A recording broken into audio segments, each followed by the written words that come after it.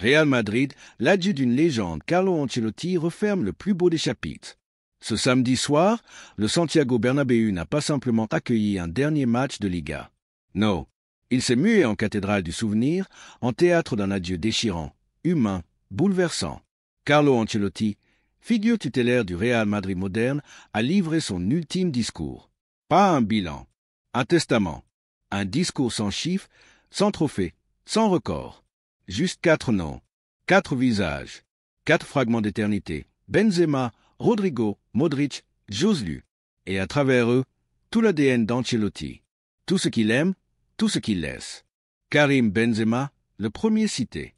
Évidemment, l'homme des révoltes, le capitaine des silences. Ancelotti ne parle pas de ses titres ni de son ballon d'or. Il parle d'une nuit, celle contre le PSG. 3 buts, un ouragan, une résurrection. Ce soir-là, Benzema n'a pas simplement marqué, il a rappelé au monde que le Real Madrid ne meurt jamais. Il a été le cœur battant de la foi merengue. L'illustration parfaite de ce que Carlo valorise, l'intelligence, la patience, la loyauté, l'instinct du moment décisif. Rodrigo, ensuite, pas pour sa régularité, non, pour l'éclair, l'instant de grâce. 2 buts contre City, 2 uppercuts dans un match qui semblait perdu. En le citant, Ancelotti ne célèbre pas un ailier prometteur.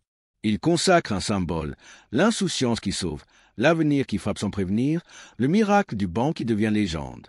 Rodrigo, c'est la jeunesse qui explose, l'espoir qui renverse le destin. Puis Luka Modric. Et là, pas de but. Une seule chose, la passe. Pas une passe, non. La passe, celle qui change tout, celle qui dit tout. Pas besoin de la nommer, tout le monde la sent. Car Modric, dans l'univers d'Ancelotti, ce n'est pas le dribbleur ni le buteur. C'est le penseur, l'architecte silencieux du chaos, le maestro invisible qui donne un sens au désordre. Avec lui, Carlo rend hommage à une vision du football, élégante, fluide, réfléchie. Un football de classe et de fidélité. Et enfin, Joselu, le héros inattendu, l'antigalactique, celui que personne n'attendait mais que le destin a sacré. 2 fois, Ancelotti cite ses buts. Contre le Bayern, 2 frappes venues d'ailleurs. 2 éclairs dans la nuit d'une demi-finale en péril. Joselu, c'est le romantisme du Real. L'histoire qu'on n'écrit pas à l'avance. Le mérite récompensé. La preuve qu'au Real, il y a encore une place pour les rêveurs, les acharnés, les revenants. Dans ce discours, Carlo n'a pas cité les plus talentueux. Il a cité ceux qui incarnent quelque chose de plus grand que le talent. Il n'a pas parlé de chiffres. Il a parlé de valeurs. Benzema, la grandeur tranquille. Rodrigo, l'éclair de foi. Modric, l'intelligence du jeu. Joselu, la noblesse de l'effort. Voilà le vrai style Ancelotti. Lire dans l'âme des hommes plus que dans les stats. Comprendre que l'histoire du Real ne se résume pas au titre, mais au soir où le Bernabéu a hurlé, pleuré, cru encore. Et au moment de clore, il ne dit qu'un mot. À la Madrid y nada más. Pas un cri de victoire.